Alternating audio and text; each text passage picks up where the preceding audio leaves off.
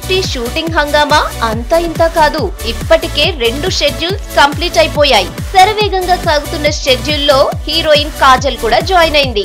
Megastar తో నటించడం career లోనే అద్భుతమని, మరిచిపోలేని ఘటనతో ఉప్పి తబ్బిబ్బైపోతుందట. తన సంతోషాన్ని యూనిట్ తో పంచుకుంటుందట. ఫస్ట్ టైం చిరుతో షూటింగ్ లో పాల్గొనటం, మెగాస్టార్ నటన చూసి కాళ్ళు భూమి మీద నిలబడటం లేదంటోంది యూనిట్. ఎంతో మందిని హీరోయిన్ గా అనుకుని చివరకు ఆ అవకాశం చందమామ బ్యూటీని భరించింది. ఇప్పటికే రామ్ చరణ్ పవర్ స్టార్ తో నటించింది. ఇప్పుడు మెగాస్టార్ తో కూడా నటించడంతో మెగా ఫ్యామిలీ హీరోయిన్ గా గుర్తింపు తెచ్చుకుంది ఈ భామ. జనతా గ్యారేజ్ లో ఎన్టీఆర్ తో స్పెషల్ సాంగ్ లో 4 రోజులు పాల్గొంది.